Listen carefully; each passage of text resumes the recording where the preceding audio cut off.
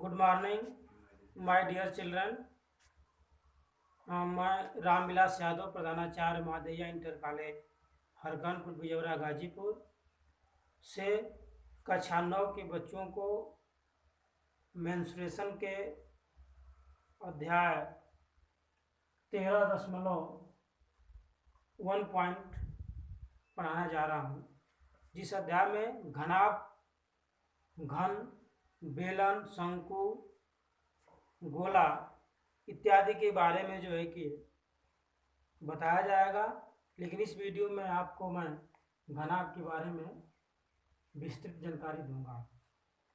घनाभ किसे कहते हैं, इसकी परिभाषा आप सुनिए। 6 आयताकार समतल फलकों से घिरी हुई आकृति को हम घनाभ कहते हैं। घनाभ की परिभाषा एक बार सुन लीजिए। और 6 आयताकार समतल फलकों से घिरी हुई ठोस आकृति को हम घनाभ कहते हैं। तो जैसे घनाभ के उदाहरण आपको बताएंगे कि घनाभ आपके जीवन में आप घनाभ को हर चीज़ों को देखते हैं, जैसे दिया सलाई का डिब्बा, ईंट और जो है बिस्किट के डिब्बे आदि घनाभ के उदाहरण हैं। घनाभ की कुछ विशेषताएं आपको बताएंगे कि घनाभ की क्या क्या विशेषताएं होती हैं। घनाभ का निर्माण जो होता है कि 6 आयताकार फलकों से होती है। घनाभ में 12 कोरे होती हैं तथा घनाभ में 8 शीर्ष होते हैं। तो सबसे पहले हम घनाभ का फिगर आपको बना रहे हैं, उसको देखिए। तो यह घनाभ का फिगर बनाने के लिए एक आपको आयत बनाना पड़ेगा। पहले आयत बनाना पड़ेगा। तो आयत ये बन गया। आयत में इसका नामकरण कर दीजिए ए, बी, सी और डी। और यह आपका इसमें फिर एक और आयत बनाएंगे।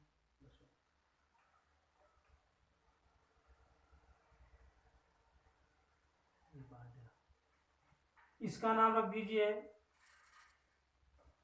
ई, एफ, जी और एच। तो मैं आपको बताया हूं कि घनाभ में 6 आयताकार फलकें होती हैं और 8 शीर्ष होते हैं। घनाभ के 8 शीर्ष होता है।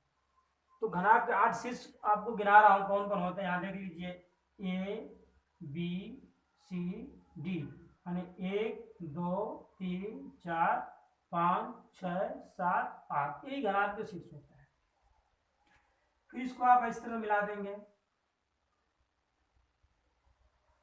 इसको ऐसे मिलाएंगे और सी से मिला देंगे जी को और बी से मिला देंगे एफ। इस तरह से एक आपका घनाभ बन गया जो आकृति में देख रहे हैं। तो जब घनाभ फिगर पर बना हुआ है तो इसमें मैं बता रहा हूं कि 6 आयताकार फलके होती हैं।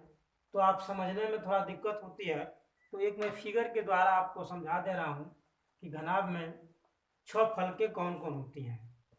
तो ये आप ये फिगर देकर है, डिब्बा है, यह मोबाइल का डिब्बा है, यह भी जो है कि एक घनाभ है।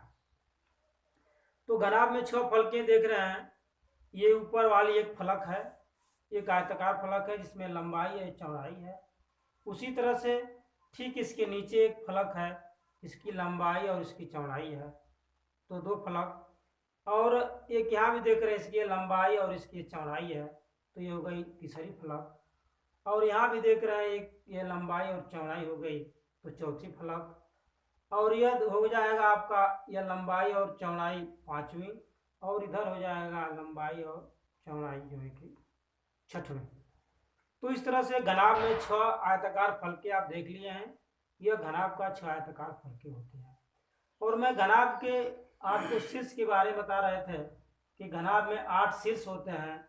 तो शीर्ष के बारे में आप इसमें भी देख लीजिए, 1, 2, 3, 4 ये शीर्ष हो गए, और ये हो गया 5, 6, 7 और 8। तो अब तो आपको क्लियर हो गया कि घनाभ में 6 आयताकार फलकें कौन कौन होती हैं, कैसे होती हैं, और आपको शीर्ष के बारे में भी आप कन्फर्म हो गया। और इसमें 12 कोरें होती हैं। कोर का मतलब होता है कि जो घनाभ का ढांचा तैयार करने में जो बनता है वही कोरें होती हैं। तो कोर में आप देखेंगे 1 कोर, 2 कोर, 3 कोर, 4 कोर, फिर उसी तरह से 5 हो जाएगा, 6, 7, 8, 8 हो गया, फिर हो जाएगा 9, 10 और इधर 11 और 12। तो इस तरह से आप घनाभ के बारे में कुछ विशेषता आप जाने हैं। जैसे पहला घनाभ का फलक। तो घनाभ में कुल कितने फलक होते हैं? 6 होते हैं। घनाभ में शीर्ष कितने होते हैं? शीर्ष आप पढ़े हैं 8। और घनाभ में कितने कोर होते हैं? तो ये आप जानते हैं कि 12 कोर होते हैं। तो अब घनाभ के बारे में आपको जब भी कोई चर्चा करनी होगी, जो आपके दिमाग में जब घनाभ की बात आएगी तो आपको ये समझ में आ जाना चाहिए कि घनाभ में जो है कि 6 आयताकार फलकें, 8 शीर्ष और 12 कोर होती है। अब हम घनाभ के पार्श्व पृष्ठीय क्षेत्रफल के बारे में जानेंगे, या घनाभ का पृष्ठीय क्षेत्रफल के बारे में जानेंगे। तो एक बात, पृष्ठीय क्षेत्रफल होता क्या होता है? पृष्ठीय क्षेत्रफल की जब बात करते हैं तो जैसे इस डिब्बे की आप डिब्बा देख रहे हैं और सवाल में आ जाएगा कि एक डिब्बे की लंबाई 4 सेंटीमीटर, चौड़ाई 2 सेंटीमीटर, ऊंचाई 5 सेंटीमीटर है, और इस डिब्बे को रंगवाने में पूरा कुल कितना खर्च पड़ेगा, या इस डिब्बे को रंगवाने में कितना खर्च पड़ेगा या कितना व्यय होता है, इस तरह से पूछ देगा कि, तो आप ये समझ जाइएगा कि जब डिब्बे को रंगवाने की बात हो रही है तो इसके बाहरी पृष्ठों की बात हो रही है। बाहरी 6 पृष्ठों की बात हो रही है। तो बाहरी 6 पृष्ठें जो होती हैं कि यह जो है कि आप देख रहे हैं आयत है, तो इस तरह से 6 आयत का क्षेत्रफल को आप जोड़ देंगे तो इस घनाभ के पृष्ठीय क्षेत्रफल निकल जाएगा। घनाभ का पृष्ठीय क्षेत्रफल कैसे निकलता है? यानी आयत के 6 आयत का क्षेत्रफल को जब जोड़ देंगे तो घनाभ का पृष्ठीय क्षेत्रफल आ जाता है। तो इस तरह से घनाभ का पृष्ठीय क्षेत्रफल बराबर सूत्र होता है, देख लीजिए, घनाभ का पृष्ठीय क्षेत्रफल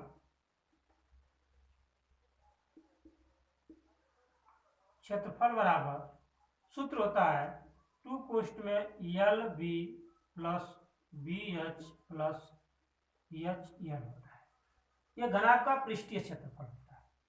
इसी को आप कहते हैं घनाभ का संपूर्ण पृष्ठीय क्षेत्रफल, इसको भी कह सकते हैं, या घनाभ का पृष्ठीय क्षेत्रफल भी कह सकते हैं। आपको प्रश्न में कभी कभी ये आपको कंफ्यूजन हो जाए कि आ रहा है कि घनाभ का संपूर्ण पृष्ठीय क्षेत्रफल, तो उसमें शक मत करिएगा। घनाभ का जो संपूर्ण पृष्ठीय क्षेत्रफल होता है वही घनाभ का पृष्ठीय क्षेत्रफल होता है।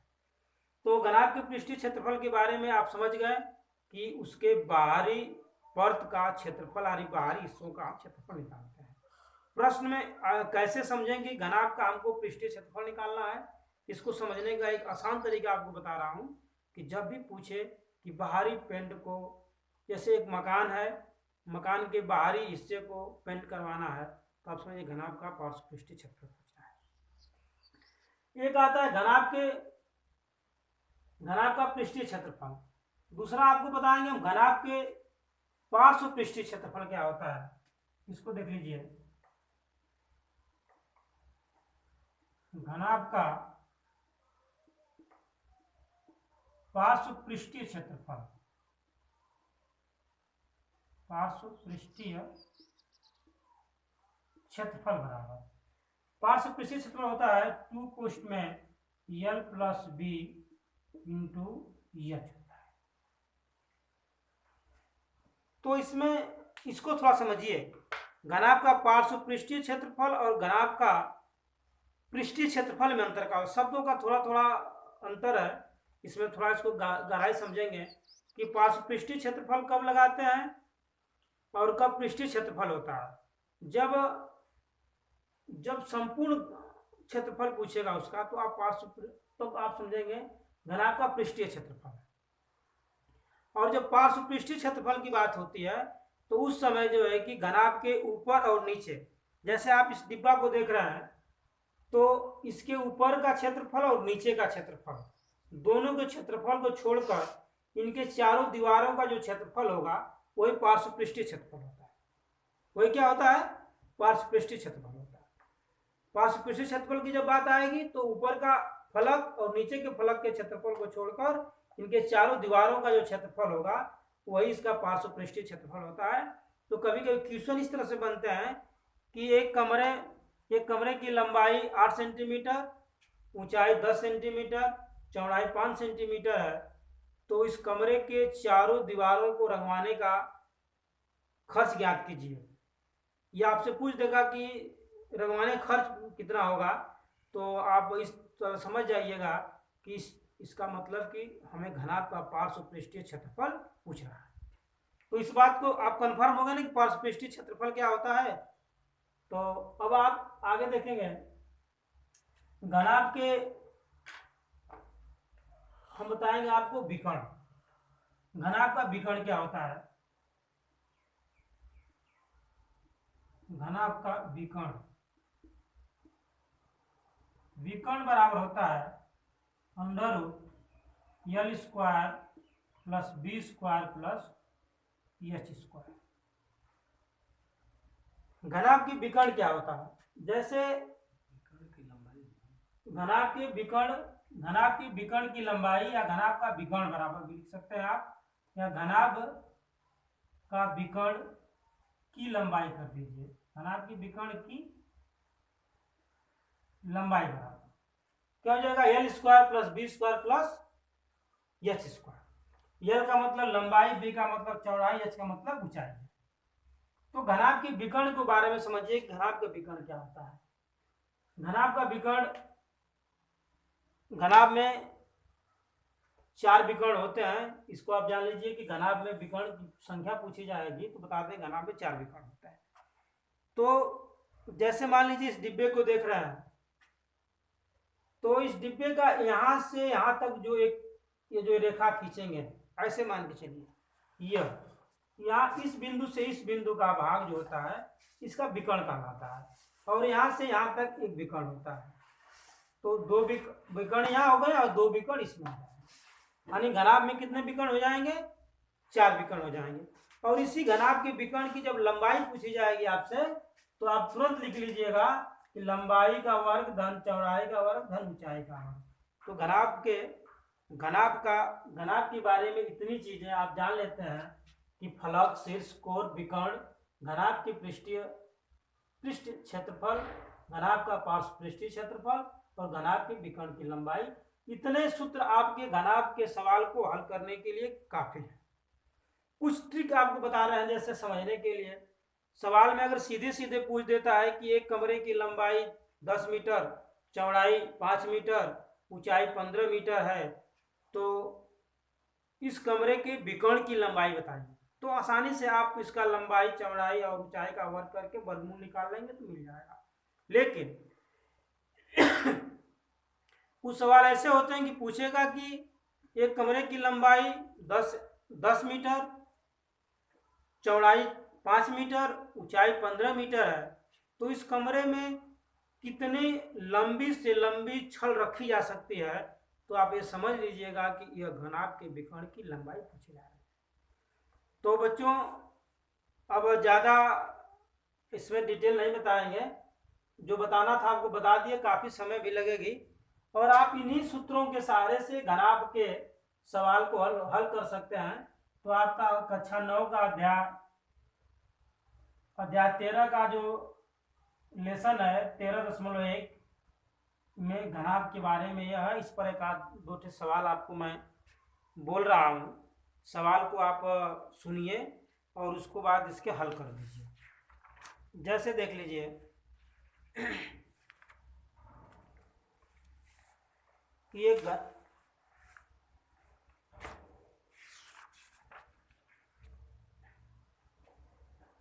जैसे मान सपोज कर लीजिए, जैसे एक सवाल आपको दे दिया जाए कि एक कमरे की लंबाई, एक कमरे की क्या है लंबाई 4 मीटर, ठीक है, एक कमरे की चौड़ाई 3 मीटर और एक कमरे की ऊंचाई जो है 5 मीटर है। सवाल समझिए, पूछ दिया कि कमरे की लंबाई 4 मीटर, कमरे की चौड़ाई 3 मीटर, कमरे की ऊंचाई 5 मीटर है, तो इस कमरे का पार्श्व, इस कमरे का पृष्ठीय क्षेत्रफल निकालिए। इस कमरे का क्या निकालिए पृष्ठीय क्षेत्रफल। तो आप कमरा को देखेंगे तो कमरा की लंबाई चौड़ाई ऊंचाई देखने से स्पष्ट हो जाएगा कमरा घनाभ क्या आकार का है, तो तुरंत ये सूत्र लगा देंगे घनाभ का पृष्ठीय क्षेत्रफल। तो यहाँ लिखेंगे या कमरे का पृष्ठीय क्षेत्रफल, तो तुरंत लगा देंगे आप, यहाँ लिखेंगे कमरे का पृष्ठीय क्षेत्रफल बराबर लिख देंगे 2 कोष्ठ में LB plus BH plus EHL।